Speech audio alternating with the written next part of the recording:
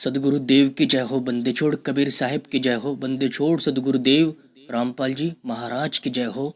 सत साहब सब भक्तों को परमपिता परमात्मा आप सभी मेरे भाइयों का ज्ञान विवेक इतना बढ़ा दे कि कोई भी काल का दूत आपको जरा भी मूर्ख ना बना पाए। सार शब्द के नाम पर आपको कितना भ्रमित किया जा रहा है। सार शब्द को लेकर हर गुरु आता है और कहता है कि मैं सार शब्द का भेदी हूँ, मैं सार शब्द को जानता हूँ। सार शब्द को जानने वाले की संख्या दिन प्रतिदिन बढ़ती ही जा रही है। हर कोई सार शब्द को जानता है, हर कोई सार शब्द की बात करता है, हर कोई सार शब्द को जानता है।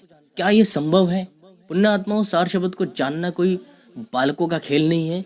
अज्ञानी अधूरा काल का दूत सार शब्द को जान सकता है क्या? सार शब्द कोई सस्ती वस्तु नहीं है कि जिसका मोल कोई भी अधूरा नकली गुरु लगा दे। सार शब्द एक अनमोल शब्द है जिसकी कोई कीमत नहीं, जिसका कोई वार पार नहीं है, जो इस जीव आत्मा को इस नकली काल रूपी बंधन से छुड़वाने वाला शब्द है। और ये अधूरे काल के दूत उस शब्द की गलत व्याख्या करते हैं, गलत ज्ञान आपको सुनाते हैं। शब्द के बारे में ये कुछ जानते ही नहीं है। यदि शब्द को जानते तो ऐसा उल्टा सीधा ज्ञान कबीर परमात्मा का ही ये आपको ना देते। ये लोग केवल आपको भ्रमित करेंगे, केवल और केवल बातों में अपनी घुमा के रखते हैं, लेकिन सार शब्द को कोई नहीं जानता है। सार शब्द को केवल और केवल भेदी गुरु ही जानता है, जो परमात्मा ने उसे जीव के कल्याण के लिए इस संसार में भेजा होता है। और एक ही सदगुरु संपूर्ण विश्व को तारने की क्षमता रखता है, सामर्थ्य रखता है। इसीलिए 10 गुरु, 20 गुरु और 40, 50, 100 गुरु, 1000 गुरु की कोई आवश्यकता नहीं पड़ती है। एक ही गुरु संसार को तारे।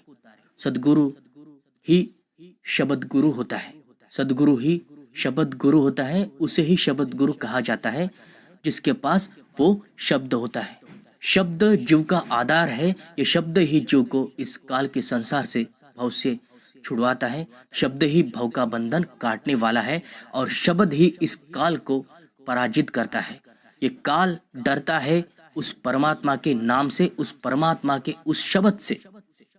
वो शब्द अगम है, अपार है, उसका भेद कोई पा नहीं सकता है। उसका भेद वही जानता है जो पार की होता है। पार की जाने शब्द को और बिन पार की कोई नहीं जानता। पार की जाने शब्द को और बिन पार की कोई जानता नहीं। तो ये काल के दूत जितने बड़े बड़े दावे करते हैं, ये कुछ भी नहीं जानते हैं। ये केवल काल के दूत हैं, केवल काल के दूत। काल के दूत इसको इसलिए कहा जाता है क्योंकि ये काल प्रेरित ज्ञान ही आपको सुनाते हैं। जो ज्ञान मोक्ष का है, मुक्ति का है, तारने वाला है, पार लगाने वाला है, उसके ऊपर ये लोग बात नहीं करते। और जो गुरु मंत्र देता है, शब्द देता है, उसका खंडन करने के लिए कबीर साहब की वाणी ही लेकर आपके सामने आएंगे। कहेंगे कि 52 अक्षर से परे है वो सार शब्द। शब्द 52 अक्षर से परे होता ही नहीं।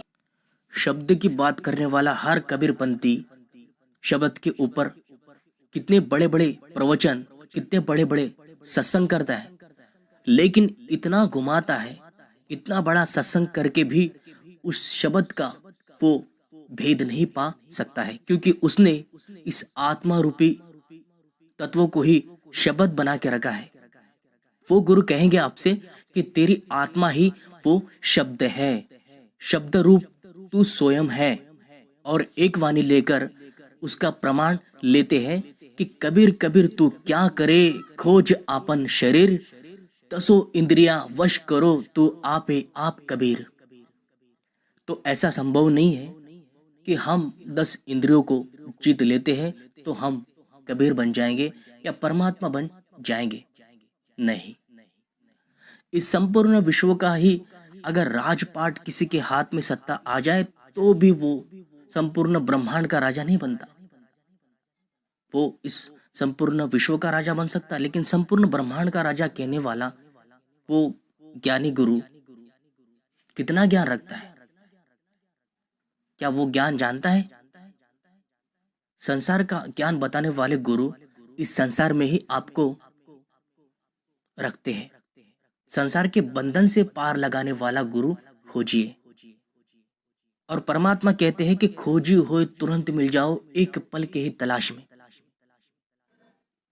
लेकिन खोज आपको सदगुरु की, भेदी गुरु की करनी है। और ऐसे गुरु के पास से आप दूर चले जाओ जो गुरु कहता है कि हम है शब्द, शब्द हम माई, हमसे भिन्न और कछु नाही। जो गुरु कहे कि तू ही शब्द है, बस तू खुद को भूल चुका है। शब्द हम है और हम ही भूल चुके हैं। मतलब शब्द को इन लोगों ने इतना कमजोर घोषित किया है, शब्द को इन लोगों ने इतना इस तरीके से बताकर उल्टी शब्द की व्याख्या की है। शब्द ऐसा नहीं है, भूलने की बात नहीं है। शब्द को कोई भूल ही नहीं सकता है, और जो शब्द को भूलता है वो काल के मुख में समा जाता है। और इस संसार काल के मुख में ही समाया हुआ है। परमात्मा आकर अपना वो नाम बताकर, अपना शब्द देकर इस जीव को इस भव के बंधन से पार लगाते हैं, इस बंधन से, इस काल के बंधन से, माया से छुड़वाते हैं। तो वो शब्द ही सबको मात देने वाला है, वो शब्द ही एकमात्र आधार है। इतना बड़ा अनमोल शब्द को इन लोगों ने कैसे बना के रखा है। किसी ने शब्द को आत्मा बना लिया है, किसी ने शब्द को ध्यान बना लिया है, किसी ने शब्द को अपने अपने तरीके से बना के रखा है।